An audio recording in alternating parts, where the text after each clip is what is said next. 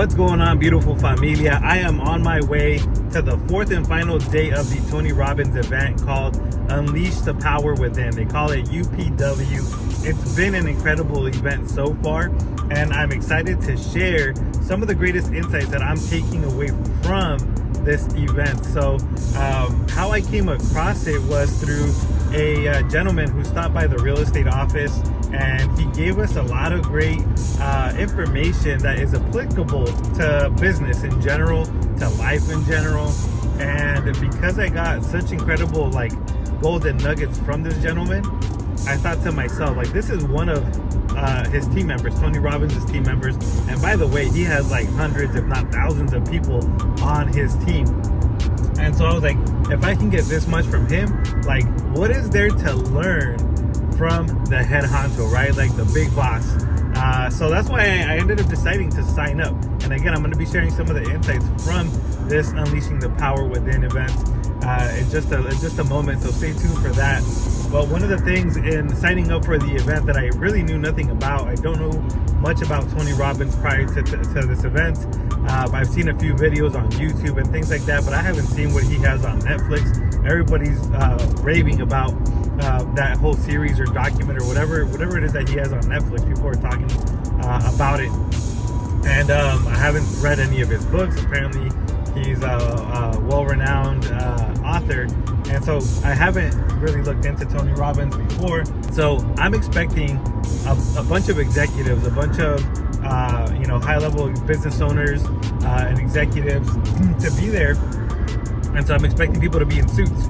So the first day, what do? I'm rocking a suit, right? I'm ready to go with a suit, with a tie, and I'm just dressed to impress, right? But one of the things that I quickly found out is that people are not attending in suits, right? There are a few folks that are rocking them, but hardly any. Most people are dressed very casual.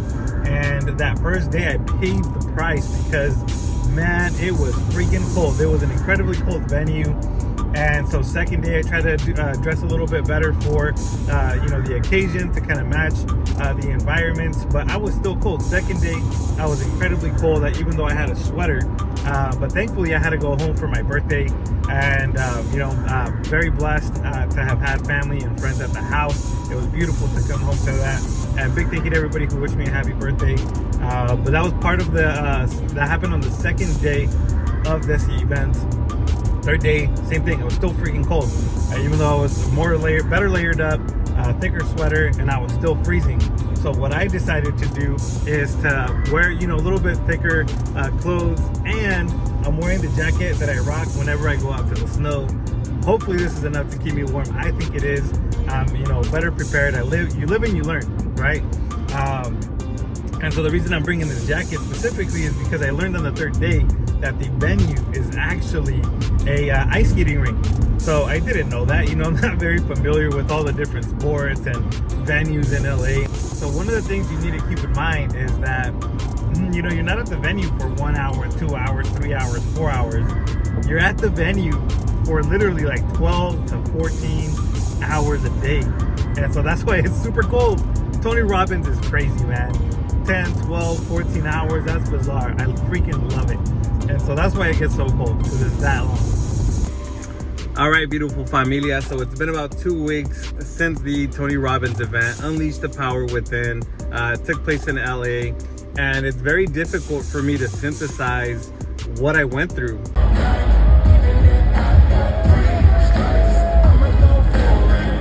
For a lot of different reasons, but in summary, it was a very profound event that I found to be very impactful and, to be honest, transformational for a lot of different reasons. Keep in mind that these events, each day was 12 to 14 hours, and there's a lot that is just shared throughout the events that yes, you can go ahead and watch a lot of this stuff on YouTube and Netflix and things like that, but there's so much more that they give at the events that you're just not going to get through a video. It's also just a different experience being there. And so so 3 key takeaways that I experienced, where number 1 is their focus on state of mind and being in a peak state of mind, and the importance of that and how to achieve that, so that regardless of what happens in our lives, we're able to show up and show out in every space, every place, with the best mindset possible, right? And so that was very powerful, right? They talked about the law of attraction, manifestation, and how all that, can be very useful. And at the same time, we need to recognize that, shit happens. We could be having a shitty day, a shitty week, a shitty month, or whatever it may be. And so how do we continue to show up in a peak state of mind each and every single day, regardless of what's happening in our lives, so that we can, achieve and exceed our own expectations, our own standards, and overcome certain beliefs that maybe we already have. State of mind was one of the things that I kind of took away from that. And to be honest, these last 2 weeks, I think I've already leveraged that in so many ways, right? Within my capacities as the executive director of my own educational organization, as a realtor, as an investor, as a professor at the university. I've been able to already leverage this concept of being in a peak state of mind when you are out there engaging with others and just, throughout the day. And so there's a lot of benefits to it, personally, professionally. And so that's my first one. My second one is, I really appreciated their focus on the conversations around fear and addressing fear, because I feel that a lot of us never really want to talk about it. We don't want to bring it up, yet it's something that can be so powerful that to get us to overcome challenges, right? And so, how they approach fear, they black out the room, they ask you to close your eyes, and they ask you to put yourselves in a situation and think about, what happens if those fears become a reality, right? So, they have the music to kind of get you in that emotional state as well. And so what happens, right? What happens if that fear becomes a reality? How are you hurting yourself? How are you hurting loved ones? Who's being hurt, right? And so they ask you to then amplify that. What about if things become even worse? And then what about if they become even, more worse? And so, so putting yourself thinking about like, are you losing your home? Are you all of a sudden struggling to be able to pay for food? Struggling to be able to provide for family members or whatever it may be, right? But they put you in the state of mind where you really feel that you're experiencing such a negative, that you're having such a negative experience, right? And for me, a lot of it has to do with like family, my girls, my wife, and things like that. If all of my fears, were to come true, it'd be very difficult, right? And so, I had, my eyes closed, but I had tears just coming down, right? And I'm hearing everybody sobbing and just crying. And I did my best to kind of hold back, and maybe I should have just let loose. I don't know. My throat at the end of that day was just like hurting because I kept myself from just like feeling completely. But that's bad on me, but at the same time, it is what it is. Still very intense experience, and I encourage people to put yourself in in that situation or in that state of mind where like if your fears were to become true, what happens? And I say that that's powerful because a lot of us know that we want change in our lives for the better, right? Whether it's personal, maybe it's financial, maybe it's related to our health, maybe it's like spiritual, all kinds of stuff, right?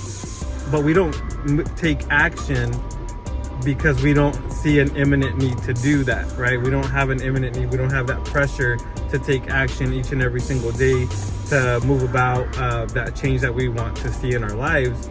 And when you put yourself and think about things not going your way, it creates a sense of urgency. And so I think it is important for us to think about like, what about if I do fail? What about if these fears become a reality? Then what happens? Because that can get you to take action, right? And something that you want for yourself and that you need to do. They use like eating healthy as an example, right? Like it's so easy to lose weight, right? And we all know what we need to do, yet it's so difficult, right? It's simple, yet it's not easy. So fear was the second takeaway. The third one is, the third key takeaway is around just the importance of taking care of your body for a lot of different reasons. And so they actually give a lot of very good information related to like ways that you can actually take care of your body so that you can get the best out of your body. And so yeah, it was just really nice to have all kinds of like doctors out there, people who do this for a living, right? And coaching other people and being able to take care of their bodies, taking care of their health and things like that. So yeah, all of the speakers were incredibly knowledgeable, right? A lot of people with like PhDs, millionaires, billionaires, so very successful people that were there. And a lot of other takeaways that came from it, right? These were, again, like 12, 14-hour days, and there's so much to unpack for them. But these were my 3 takeaways. I hope y'all enjoyed it. Y'all stay blessed.